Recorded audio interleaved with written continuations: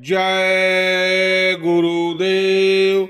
एक बार स्वामी जी महाराज ने सत्संग में सुनाते हुए कहा कि बाबा जय गुरुदेव के आह्वान पर आयोजित 8 दिनों का महामानव यज्ञ 24 नवंबर से 1 दिसंबर सन 1973 विधिवत संपन्न हुआ।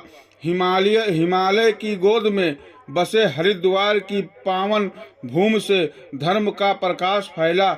चारों तरफ से गंगा की पावन धाराओं द्वारा घिरे चमगादड़ टापू के मैदान एवं जंगलों में 10 लाख नर नारियों एवं बच्चों ने स्वर्ग से भी बढ़कर आनंद मनाया।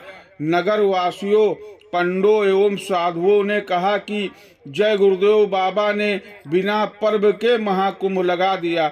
हरिद्वार के इतिहास में इतना बड़ा जनसमूह एक वक्त की आवाज पर जय गुरुदेव जी ने लाखों प्रेमियों के साथ विधिवत गंगा पूजन किया। इसके बाद 5 घड़े जिन पर जय गुरुदेव लिखा था और ऊपर दीप जल रहे थे, उनको गंगा की धारा में प्रवाहित किया गया।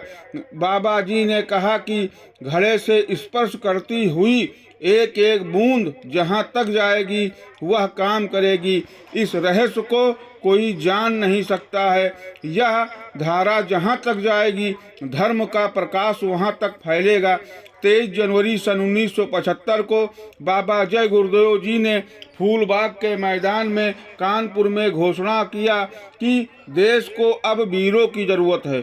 आज देश की जनता भटक रही है, वह वीरों को याद करती है। वो राम कृष्ण त्यागी तपस्वी सच्चे वीर इस वसुंधरा पर कब आएंगे, वह इस बात को सोच रही है। बाबा जी ने यह भी कहा कि 75 में भारी मुसीबत आ रही है। आज सृष्टि में धर्म का नाश हो गया, कर्म का नाश हो गया, नीति न्याय सदाचार समाप्त हो गया, सबके चरित्र गिर गए। अब तो बिना महात्माओं के देश का उत्थान नहीं हो सकता। भारत के लोग ईश्वर सत्ता में विश्वास करते रहे हैं। समय का इतिहास याद दिलाता है। नेताजी के जन्म दिवस के अवसर पर सबके चेहरे आसान दिखाई दे रहे हैं। आज सबकी आंखें नेताजी को खोज रही हैं, उस दिन की इंतजारी कर रही हैं जबकि देश में खुशहाली हो, चैन अमन हो, सब में सदाचार और चरित्र आ जाए। वह दिन दूर नहीं जब परिवर्तन होगा। कानपुर से अब तो कार्य प्रारंभ हो गया है। 30 लाख की उपस्थिति में इतना बड़ा संदेश 45 मिनट का जो सभी वर्गों के लोगों को दिया गया, जो न राष्ट्र के विरोध में था, न समाज या किसी जात के विरोध में था, प्रसारित नहीं किया गया। 8 जून को बंबई में बाबा जी ने कहा कि समाज, परिवार, देश के नियमों का उल्लंघन करने से व्यवस्था अस्त व्यस्त हो जाती है। धर्म कर्म खत्म होने पर महान विभूतियां ज्ञान की मशाल लेकर उभरती हैं। बाबा जी के पास बड़े बड़े जासूस हैं जिन्हें दिल्ली वाले नहीं समझ सकते। घबराए नहीं, बहुत जल्द दिल्ली की गद्दी तुमसे खाली करवा लूंगा।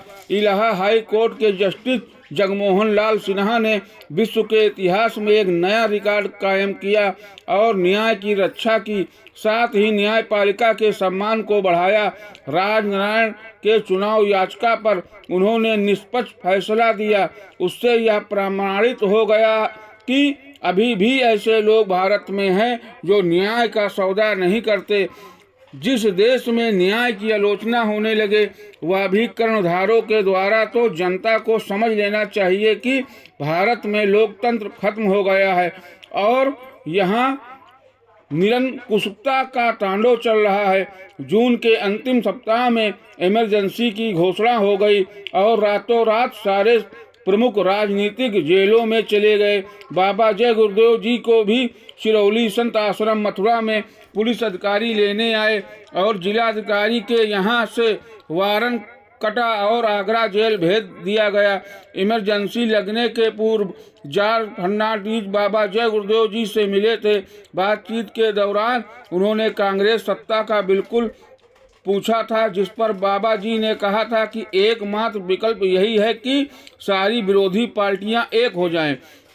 बाबा जय गुरुदेव जी ने जनता के नाम एक अपील निकाली जो दैनिक जागरण कानपुर में 4 मार्च सन 1977 को प्रकाशित हुई, जो इस प्रकार है। जय गुरुदेव आंदोलन के बाबा का वक्तव्य आज जनता पार्टी ने जारी किया। इस वक्तव्य में बाबा जी ने कहा कि मुझे 29 जून सन 1975 को मथुरा में गिरफ्तार करके आगरा जेल ले जाया गया। गिरफ्तारी का कोई कारण नहीं बताया गया। मेरे साथ आश्रम में के मैनेजर उदय नारायण लाल को भी गिरफ्तार किया गया। गिरफ्तारी DIR की किसी धारा में की गई थी। मैनेजर उदय नारायण लाल अदालत में मुकदमा लड़कर जमानत करा के छूट गए। बाद में मैंने सुना कि 6-7 जुलाई को हमारे मथुरा आश्रम पर पुलिस की रेड हुई। सारे आश्रम वासियों की तलाशी ली गई। पुलिस ने सब मिलाकर 3000 रुपया बरामद किया। आश्रम वासियों के नाम में और मेरे नाम में बैंकों में कुछ रुपए थे, वह सब पुलिस ने जब्त कर लिए। गिरफ्तार होने के पहले भंडारे के लिए मैंने मांग कर 1000 मन अनाज इकट्ठा किया था। पता चला कि पुलिस ने केवल 75 मन अनाज दिखलाया। आश्रम में 22 जानवर थे, उन्हें पुलिस ने नीलाम कर दिया। सुना है आश्रम वासियों को पुलिस ने वहां से भगा दिया और आज भी वहां पुलिस बैठी हुई है। मुझे 9 अक्टूबर सन 1976 को आगरा से बरेली जेल भेज दिया गया। वहां 21 अक्टूबर को मेरे पाँवों में डंडा बेड़ी डाल दी गई। जेल अधिकारियों ने मुझे बताया कि उन्हें मुझसे कोई शिकायत नहीं है, पर ऊपर से मुख्यमंत्री का आदेश आया है, इसलिए ऐसा किया जा रहा है। उत्तर प्रदेश में 10 दिसंबर से हमारे प्रेमियों ने सत्याग्रह शुरू किया। सत्याग्रहियों की तादाद जब बढ़ने लगी तो उन्हें रात भर ठंड में बैठाया गया, फिर दूर जंगलों में छोड़ आया गया। सत्याग्रहियों में हजारों औरतें भी थी, कई गर्भवती भी थी, बहुत सी दूधमहे बच्चों के साथ थी, उन्हें भी पीटा गया। फिर भी कोई 12,000 सत्याग्रही 1 महीने में जेल गए। 26 जनवरी की रात को मुझे बरेली जेल से निकालकर मोटर गाड़ी में दिल्ली लाया गया। वहां मुझे पाँवों में बेड़िया सहित एक हवाई जहाज में बैठा दिया गया। मुझे यह भी नहीं बताया गया कि मुझे कहां ले जाया जा रहा है। बाद में मुझे पता चला कि मुझे बेंगलोर जेल में लाया गया है। वहां से फिर हवाई जहाज में 22 फरवरी को दिल्ली लाया गया। वहां से आने के बाद 24 फरवरी को मेरे पाँवों की बेड़ी काट दी गई। इस तरह से 125 दिन मेरे पाँवों में डंडा बेड़ी लगी रही। मुझे भी क्लास वार्ड में दंडित कैदियों के साथ बैरक में रखा गया। अभी दिल्ली आने के पहले तक मुझे किसी से मिलने नहीं दिया गया। आगरा, बरेली, बेंगलोर हर जगह हमारे प्रेमी पता लगाकर पहुंचते रहे। जय गुरुदेव।